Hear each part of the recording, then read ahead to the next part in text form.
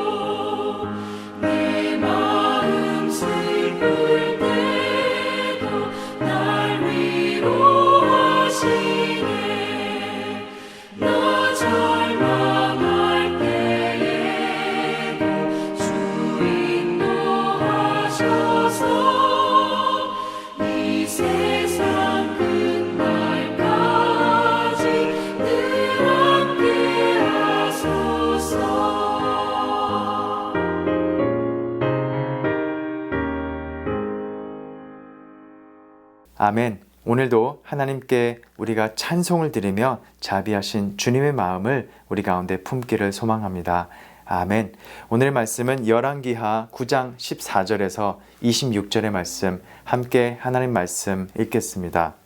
이에 님시의 손자 여호사밧의 아들 예후가 요람을 배반하였으니 곧 요람이 온 이스라엘과 더불어 아람의 왕 하사엘과 맞서서 길르앗 라못을 지키다가 아람의 왕 하사엘과 더불어 싸울 때 아람 사람에게 부상한 것을 치료하려 하여 이스라엘로 돌아왔던 때라.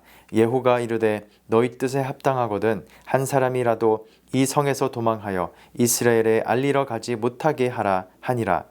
예후가 병거를 타고 이스라엘로 가니 요람 왕이 거기에 누워 있었음이라. 유다의 왕 아하시야는 요람을 보러 내려왔더라. 이스라엘 망대에 파수꾼 하나가 서 있더니 예후의 무리가 오는 것을 보고 이르되 내가 한 무리를 보나이다 하니 요람이 이르되 한 사람을 말에 태워 보내어 맞이하여 평안하냐 묻게 하라 하는지라. 한 사람이 말을 타고 가서 만나 이르되 왕의 말씀이 평안하냐 하시더이다 하매 예후가 이르되 평안이 내게 상관이 있느냐 내 뒤로 물러나라 하니라. 파수꾼이 전하여 이르되 사자가 그들에게 갔으나 돌아오지 아니하나이다 하는지라. 다시 한 사람을 말에 태워 보내었더니 그들에게 가서 이르되 왕의 말씀이 평안하냐 하시더이다 하매 예후가 이르되 평안이 내게 상관이 있느냐 내 뒤를 따르라 하더라. 파수꾼이 또 전하여 이르되 그도 그들에게까지 갔으나 돌아오지 아니하고 그 병거 모으는 것이 님시의 손자 예후가 모는 것 같이 미치게 모나이다 하니 요람이 이르되 메우라 하매 그의 병거를 메운지라. 이스라엘 왕 요람과 유다 왕 아하시야가 각각 그의 병거를 타고 가서 예후를 맞을새 이스라엘 사람 나봇의 토지에서 만나매 요람이 예후를 보고 이르되 예후야 평안하냐 하니 대답하되 내 어머니 이세벨의 음행과 술수가 이렇게 많으니 어찌 평안이 있으랴 하더라. 요람이 곧 손을 돌이켜 도망하며 아하시야에게 이르되 아하시야여 반역이로다 하니 예후가 힘을 다하여 활을 당겨 요람의 두 팔 사이를 쏘니 화살이 그의 염통을 꿰뚫고 나오매 그가 병거 가운데에 엎드러진지라. 예후가 그의 장관 빛깔에게 이르되 그 시체를 가져다가 이스라엘 사람 나봇의 밭에 던지라. 내가 기억하려니와 이전에 너와 내가 함께 타고 그의 아버지 아합을 쫓았을 때에 여호와께서 이같이 그의 일을 예언하셨느니라.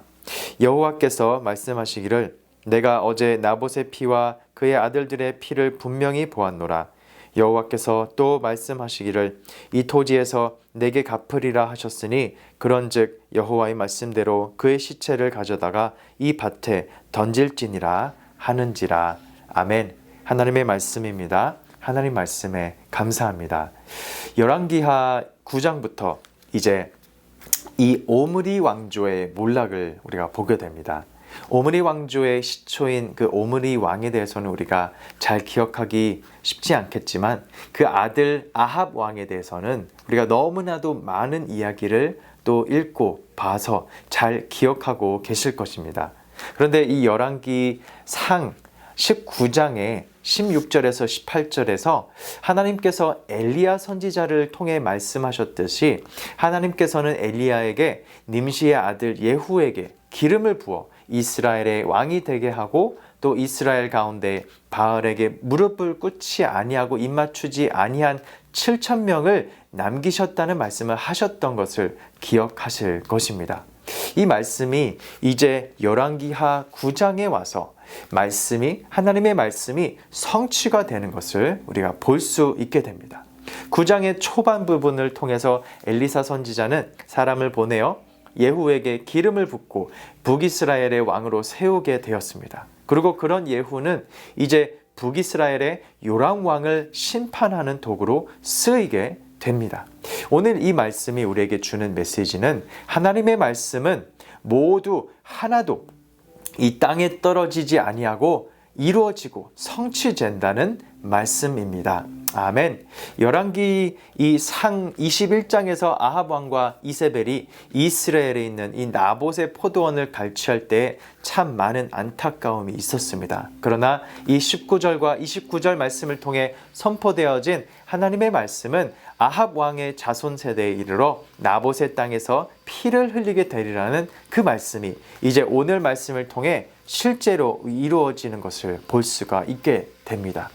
요람 왕은 이 예후와 그의 무리들이 찾아옴을 알고 그에게 평안하느냐고 물었습니다. 지금 나를 찾아온 것이 평안이 그 평안의 이유로 찾아온 것인지를 물은 것이죠. 그러나 도둑이 제 발을 저리듯이 그는 불안했던 것입니다. 그리고 그에게 어떠한 의도가 있음이 느껴졌을 때 요람은 이미 주랭랑을 칠 준비를 마친 상태였습니다.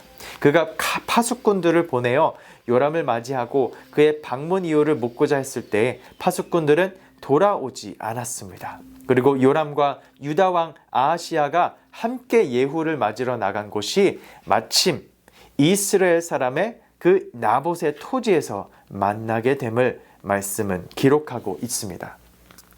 그런데 평안이 찾아온 것이 아님을 만끽한 요람은 유다 왕 아하시아에게 반역이로다를 외치며 도망하게 되죠. 그의 상태도 좋지 못하였을 것입니다. 그러나 그가 할 수 있는 것은 그의 목숨을 위해 도망치는 것이었습니다. 그런데 예후가 이제 쏘아 올린 그 화살은 그의 몸을 뚫고 나오며 요람은 죽음을 맞이하게 되죠. 그리고 요람의 시체는 나봇의 땅에 놓이게 되어 이 나봇과 그의 아들들이 당하였던 것처럼 아합의 자손에 이르러 하나님의 심판의 말씀이 실현되고 이루어지게 됨을 봅니다. 이처럼 하나님의 말씀은 하나도 땅에 떨어지지 아니하고 성취되는 것을 보게 됩니다. 그것이 하나님의 축복이든 예언이든 심판이든 하나님의 말씀은 모두 이루어지는 줄 믿습니다. 아멘. 평안은 바로 이 하나님의 말씀을 우리가 지키는 것으로부터 오게 됨을 믿습니다. 그러나 그 평안이 깨지는 것은 이스라엘 땅 가운데 우상 숭배가 만연하였었고 이스라엘 민족이 하나님을 반영하였고 하나님을 따르지 않았기 때문입니다. 예후 왕이라고 꼭 선하고 하나님의 말씀을 따른 사람이라고 보기에는 어려움이 있겠습니다. 그는 단지 엘리야와 엘리사 선지자 때 하나님에 의해 선택을 받고 기름 부음을 받아 북이스라엘의 이 다음 왕이 되었지만 그라고 하나님께 무조건 순종하고 말씀대로 통치한 왕이라고 보기에는 어렵기 때문입니다. 그러나 중요한 것은 그가 하나님의 심판의 이 도구로 쓰임받고 아합 왕가와 이 오므리 왕조가 몰락하는 데에 일조한 사람임에는 분명하였고 하나님께서는 이렇게 누구든지 언제든지 사용하실 수 있다는 것입니다. 사랑하는 성도 여러분, 우리는 하나님의 선하시고 좋은 이 복음의 영향력을 미칠 수 있는 바로 하나님 나라의 도구로 쓰임받기를 간절히 원합니다. 그럴 때에 평안이 깨지고 세상 가운데 평화가 깨지고 정의가 사라진 이 세상 가운데 우리를 통하여 하나님께서 하나님 나라를 회복하시고 선포하시고 하나님 나라를 우리가 이루어 나갈 수 있는 우리 모든 선교적 교회의 선교적 삶을 살아가는 우리 모두가 되기를 간절히 소망합니다. 아멘. 하나님의 말씀은 모두 이루어질 줄 믿습니다. 그리고 우리 삶 가운데 하나님 나라의 소망이 선교적 온 세대의 비전을 통해 이루어지고 성취되기를 간절히 주님의 이름으로 축원합니다. 아멘. 기도하시겠습니다.